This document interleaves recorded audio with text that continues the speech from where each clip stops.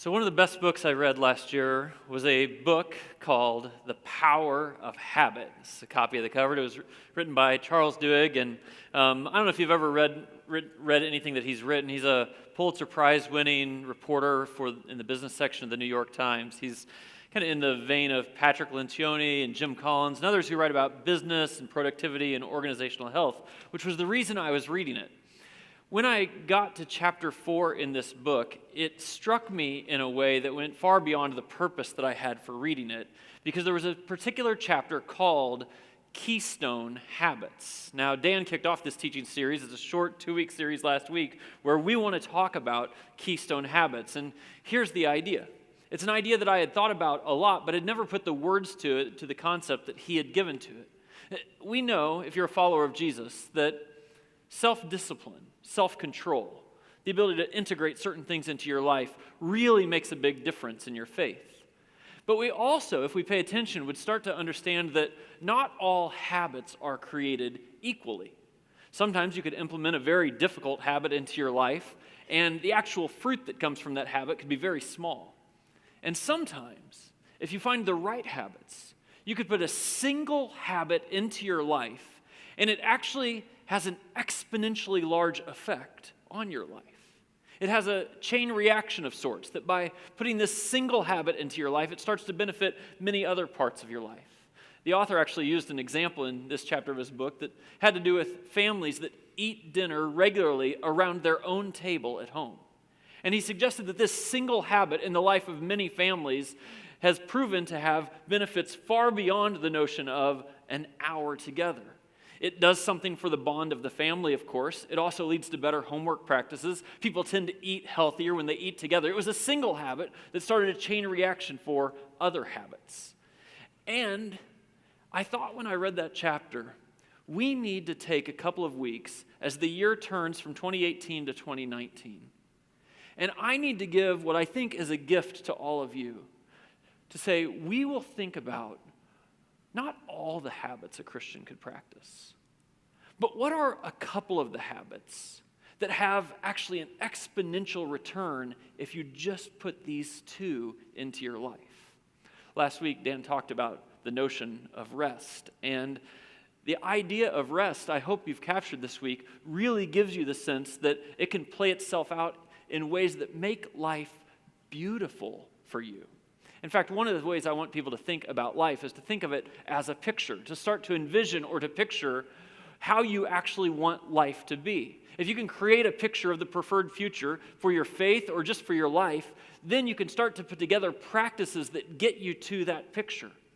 And this is what's so powerful. Your best insights in your life, I'm confident, are this. It is when you figured out the practices that actually led you to get to the picture.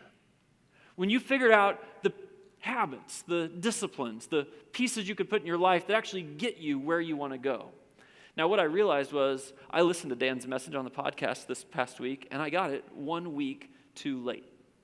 Last Sunday, I was back in my hometown. We were celebrating Christmas with all of our extended family. I was trying to have the best Christmas ever, as I encouraged all of you to do, but I made one mistake. I agreed to preach at my home church last weekend. Now, you may not think that was a mistake, and like most decisions that we make in life, there were plenty of good reasons that justified me making such a decision. Number one of which was my mom wanted me to. She actually encouraged me for months to preach at my home church on the weekend I was home on vacation. And I had resisted quite a while. In fact, my strategy was, if I wait long enough to talk to the pastor, he'll probably have his plan locked in, and then I can offer, and he'll turn me down. So I waited until about 13 days before that weekend. And then I reached out to him. I said, hey, I don't know if you have plans already. If you have something else, no problem. But if you want me to, I'd be willing to preach. I got a reply within 30 seconds. We'd love to have you preach. Now, there's lots of good reasons for me to preach. This church invested in me. They sent me out. I would have never come to Suncrest. I would have never been able to come to Suncrest if it had not been for that church that nurtured me while I was growing up. The pastor who's there, he preaches most every weekend. He's the only pastor that they have, and so he deserved a break the week after Christmas. You could justify it.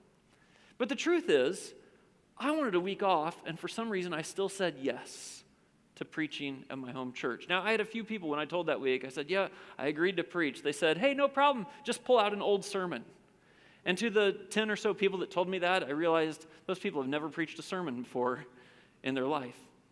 At least in the way I do it, you can't just pull out an old sermon. Sermons are built for audiences. And the sermons I preach here are to an entirely different audience than to the ones I preach there. I actually, when I'm preparing messages for you, I'll come sometimes and sit down in this room. And I'll sit right over here and think, man, this guy, he works downtown. Wonder what he's going through in his life. What would he need to hear in a message? And if you've been in our 10:30 service before, don't come. I want you to keep coming to Thursday night. But if you've ever been to our 10:30 service, you know it's full of high school students sitting in the front row. I'll sit down and I think, man, I wonder what a high school, there's an audience to it. Well, the audience at the church where I grew up is entirely different. First of all, it's older. Second of all, it's smaller. There's about 50 people who are part of the church that I grew up in. Third, it's rural. But maybe the biggest factor is all those people knew me before I was a pastor. I've told you stories about this, right? Remember, oh, it's funny, Greg had a girlfriend in high school who ended up going to jail. Well, that was my church when I had a girlfriend who ended up going to jail. They knew me before, like, you get the good version here, okay? So it's a different audience. You can't write the same sermon. So what happened is, all week long, I didn't rest. Or at the Christmas gatherings, trying to spend time with my family and my extended family, and in the back of my mind, I'm thinking, what am I going to preach about on Sunday? I would actually exit family gatherings that we had so I could go and get a quiet spot and begin preparation for the message. Then I'd feel guilty about exiting the family gathering, so I'd come back to the family gathering, and then I'd stay up really late that night. And I don't know about you, when I stay up really late one night, I'm just cranky the next day. And then the whole family got to experience that. Our oldest son, Terrell, is leaving for boot camp in the Marines on Monday. And this was a window of time for me to say, hey, man, these last couple weeks with Terrell and the rest of my family. And instead, I lived in the distraction. On Saturday night, actually Sunday morning, I stayed up until 1 a.m. to prepare this message. And then I preached it at church, and it went fine. But it was just a mistake. Lots of good reasons to do it. You could justify it. But I was supposed to be on vacation. And instead, I made one decision that resulted in exponentially negative effects. Think about the power of this if you could make one decision that becomes positive effects. You see, if you can start to picture the future, then you can start putting the key pieces together to get there. There's a very well-known verse that the Apostle Paul wrote in Romans chapter 12, verse 2. This is what it says. Do not conform any longer to the pattern of this world, but be transformed by the renewing of your mind. Then you'll be able to test and approve what God's will is, his good, his pleasing, and his perfect will. And I think just in this structure of two verses, we see this idea. What is it that everyone wants who's a follower of Jesus? I've never met a follower of Jesus who doesn't want this. They would like to know, you would like to know, I would like to know, what's God's will? What's his good, his pleasing, and perfect will for my life? What's his plan for me? That's a dream. That's a picture. That's something that you want. But the truth is, you don't get there by continuing to engage in the same habits you've had. It actually says this. Then you will be able to test and approve. What then? Well, after you've stopped conforming to the pattern of this world and let something renew your mind. This is all about putting the right practices in place so you can get to the picture of what you want. So let me describe to you a little bit about the picture of my life, and I'm confident when I describe to you this picture of my life, it will also be the picture of your life because these are what I call human tendencies. 4 quick qualities. See if this isn't like you, just like it's about me. The first one's this, that we kind of get caught up with stuff. I don't know every one of you, but I know this about almost every one of you. You have too much stuff. Show of hands. How many of you have too much stuff? Okay, I won't make you show your hands, but most all of us have a closet that needs cleaned out, a room that needs cleaned out, a basement that needs cleaned out, a garage that needs cleaned out. And then there was that one time you cleaned all of it out and you put it in a storage unit, and now your storage unit needs cleaned out. We all have too much stuff. And it's not actually an issue of whether you have enough money or not. People with a lot of money have too much stuff, and people with a little money have too much stuff. We just have too much stuff. And I don't know if you ever think about like all the stuff and like why you bought that stuff. What was going through your mind in those decisions? And here's the truth, it just kind of makes me sick. Doesn't it make you sick? How caught up we get with our stuff. Here's another thing that's kind of a human tendency. When we do something wrong, we tend to either deny or justify or blame fault. I want you to think about the last time you did something wrong. Some of you are sitting there saying, I haven't done anything wrong lately. That's because deny is your basis for how you handle fault. If you think about the last time you missed a deadline, if you think of the last time you let your anger get the best of you and you said something you shouldn't have said, if you think about the last time that you slipped into a little bit of an addictive behavior that you know is not the healthiest, and then you think about, what did I do when that happened? The truth is that almost all of us deal with our faults by denying them or blaming someone else, or maybe you do what I do.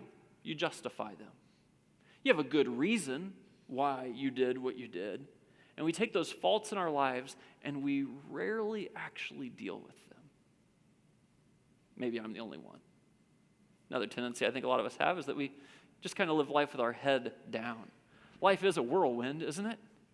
I mean, you kind of put your head down and you get through it because there's always more work to do. There is work to do at work and there is work to do at home. And there's always more dishes to do and always more laundry to do. And in the winter, you shovel snow, and in the summer, you cut the lawn, and you just go and you go and you go. And a lot of us kind of figure this out. If you put your head down and you just get after it, you can at least keep all the plates balanced at once. But what happens when we just put our heads down and live life this way?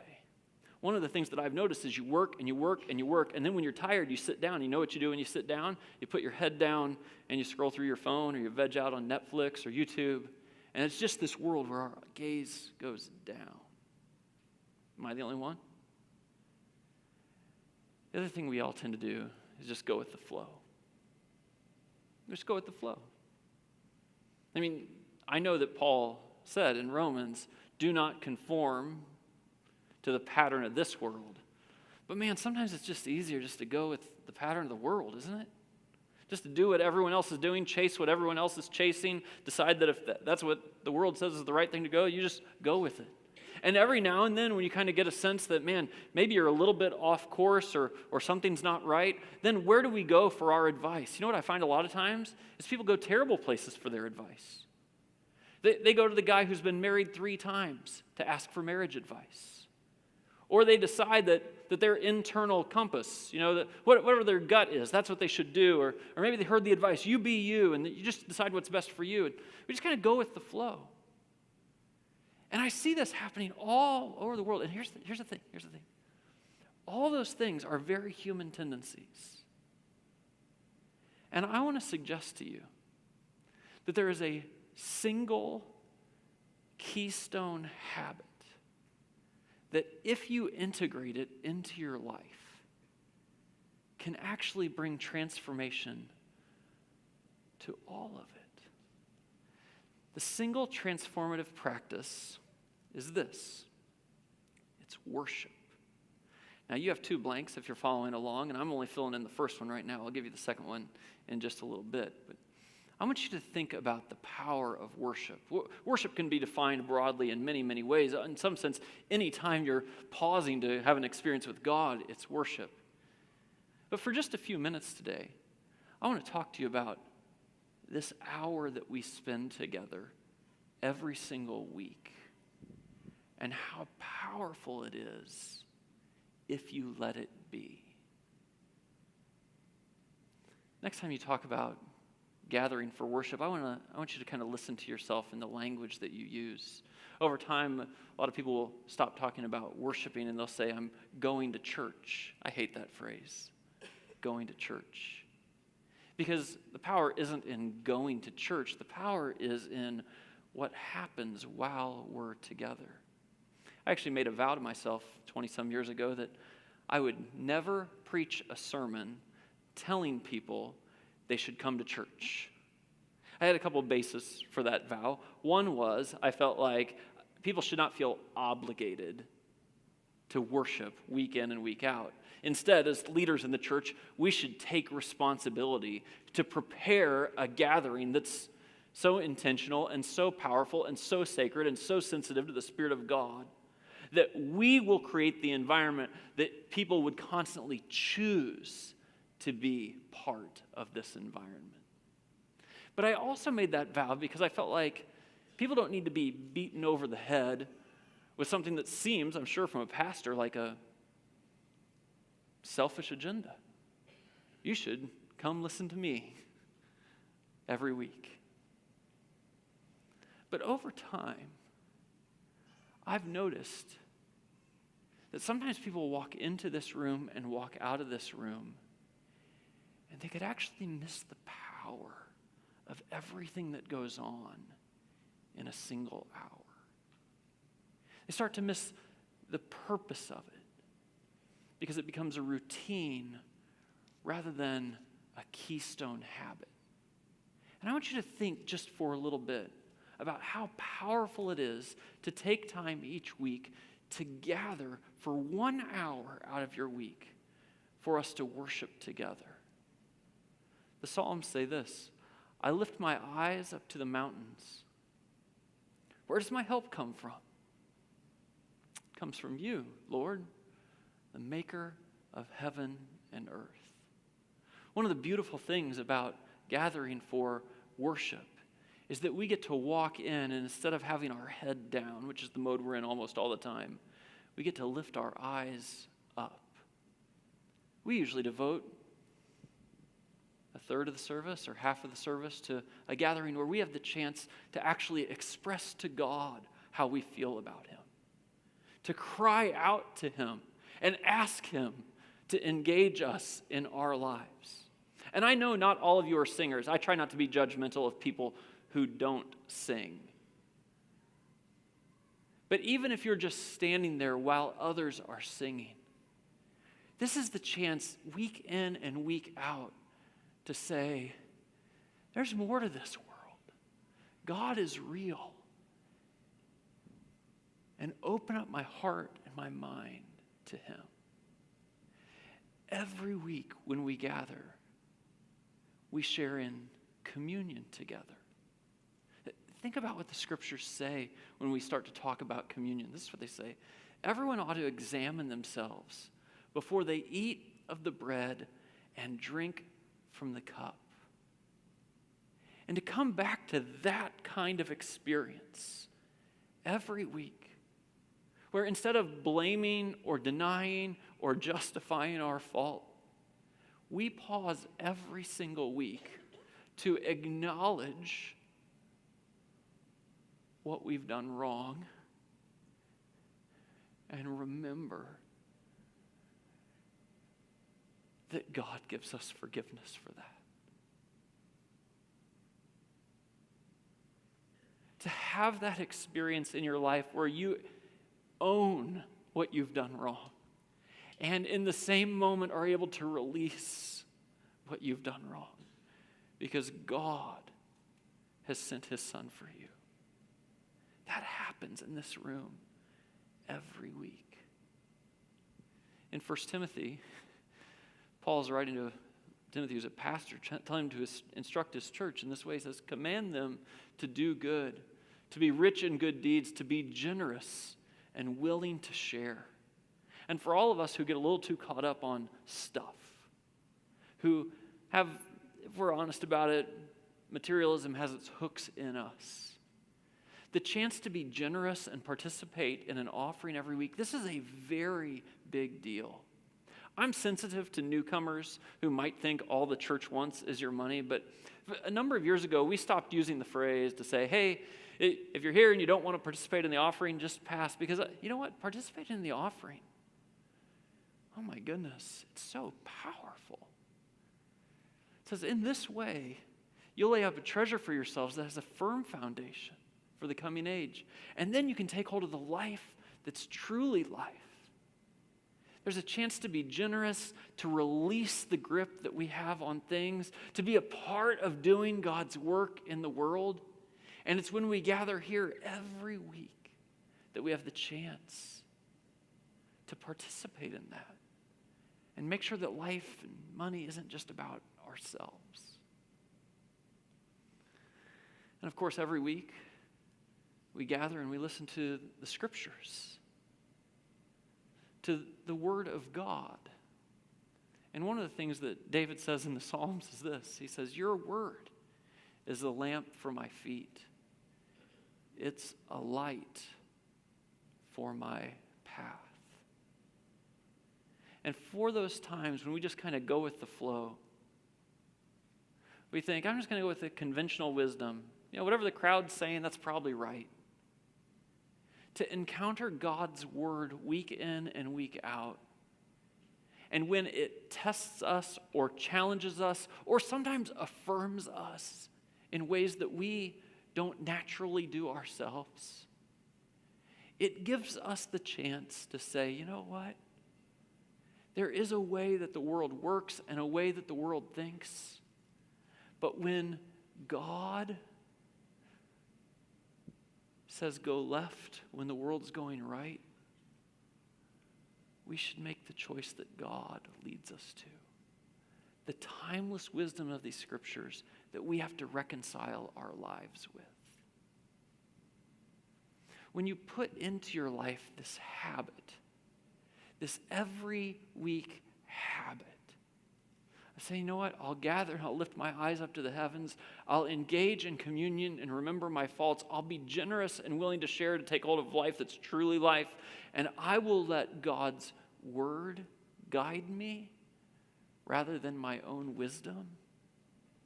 And that all happens within 1 hour every week. Man, that starts a chain reaction. It's a single habit that if you let it, can have an effect all over your life. Now, you'll remember I left a word out just a little bit ago when I suggested that worship was the single transformative practice, because it's actually not just worship. It is worship weekly. Now, this is what's so fascinating to me. Most people don't worship weekly. The average person, even at our church, the average person at Suncrest worships once a month or twice a month. And there's, of course, lots of good reasons for that. Things that people would justify or various things going on in their life. It's interesting to me that there seems to be two different crowds in the midst of this. There's the crowd, like me, who grew up in church. And for a lot of us who grew up in church, we went to church far more than once a week. We'd go on Sunday morning and Sunday night and Wednesday night. And what happens over time is we let some of that creep off. And then, even at Suncrest, it's a gathering once a week. But then life gets busy and it becomes just kind of a thing you do. That's the going to church crowd. And then you start to look up one year. I don't know if you would just think about 2018, how many weeks you gathered for worship. But there's a pretty good chance it was 15 or 25 or 30. Then there's an entirely different crowd. Of course, this is the crowd that I'm most interested in at Suncrest. There's the crowd that's coming to Suncrest after having been away from church entirely. We've done the survey and data work on this. We know that 45% of the people who are at Suncrest came to Suncrest with years of no church experience before that. And I understand how this works because I have these conversations with you. You start coming to worship every week, and you're having a great experience. In fact, you speak of it in glowing terms. If you come once a month or maybe twice a month, this is so powerful. It's way more than you were ever doing before. This is like a brand new experience. You experience the transformation of it. But the notion of 52 out of 52, well, let's not get extreme about this, right? But what would it look like if you said, as the keystone habit, the cornerstone habit, the habit that would begin a chain reaction for all kinds of other things in your life, to say, no, given the chance, week in and week out, I'm going to worship every week. I'm suggesting to you it could be transformative. The scriptures speak to this. They understand these same habits. In the book of Hebrews, it says, and let us consider how we may spur one another on toward love and good deeds. That should happen while we're gathered for worship. Not giving up meeting together, as some are in the habit of doing, but instead encouraging one another. And so let me give you the chance to just reflect on this a little bit personally. I understand this next slide that I'm going to put up on the screen could seem guilt-inducing. I don't mean it to be that way at all. I'm just asking you to trust me with my tone. But let's look at this slide together just for a moment.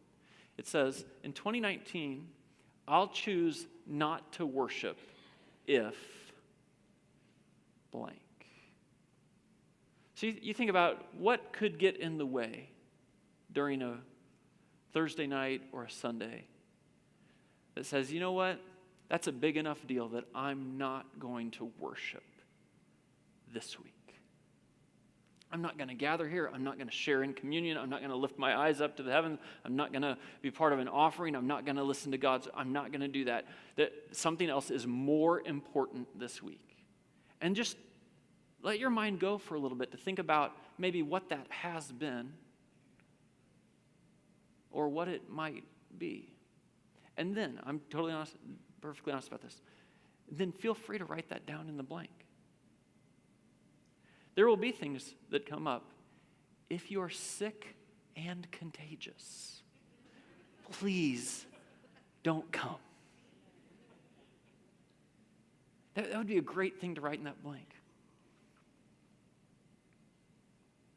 What else?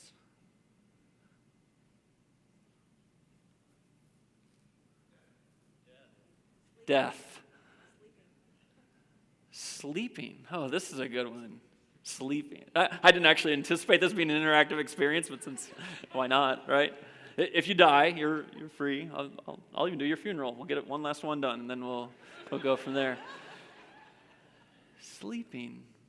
You should sleep. You should totally sleep. You should not let sleep be the thing that you decide to do instead of worship.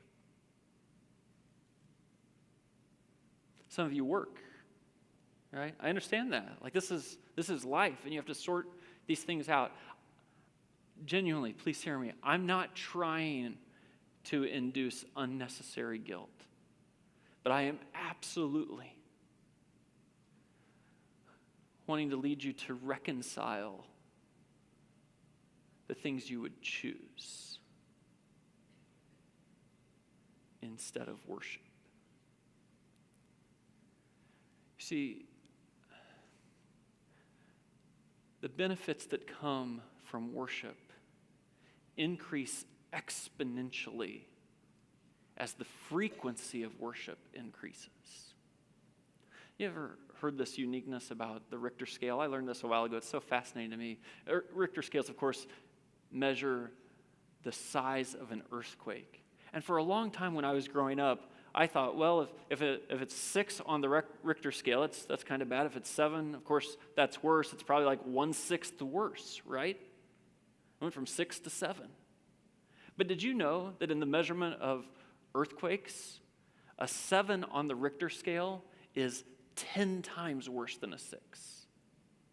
And an 8 is 10 times worse than a 7, which means an 8 is 100 times worse than a 6. That's the way the scale works. It doesn't actually go in increments. It goes exponentially with each step. And I believe this with everything inside of me. That to worship 15 times or to worship 25 times this year is good.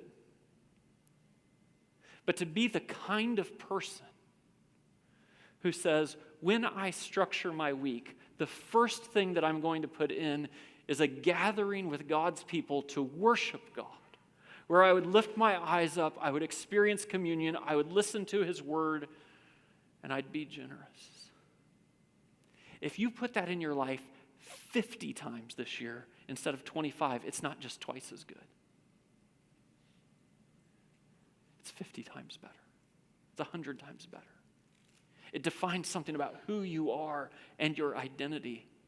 And then when you experience this week in and week out, and you don't go for weeks, and you don't go for a month, you don't take the summer off, you just say, this is who I am. I worship God first.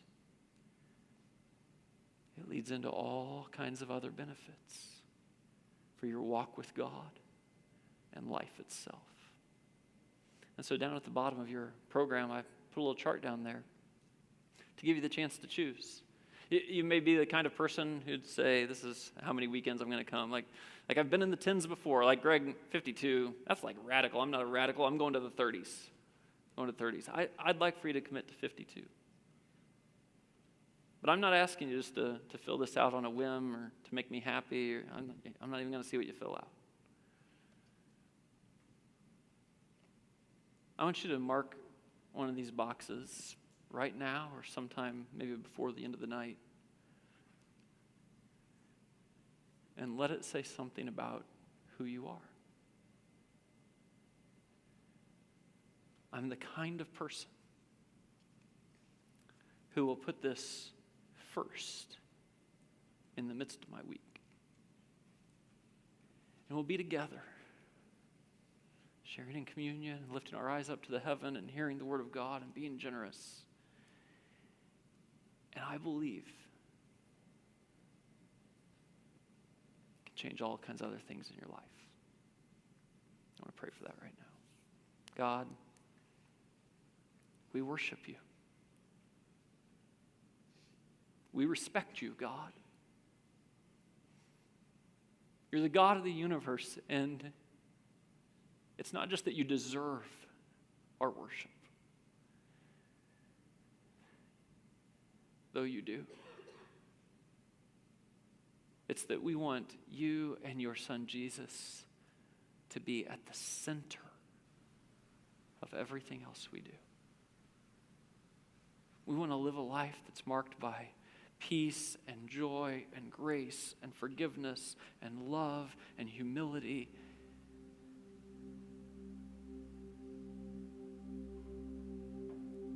And God, we know we become that when we center everything around you. I pray this in the name of Jesus.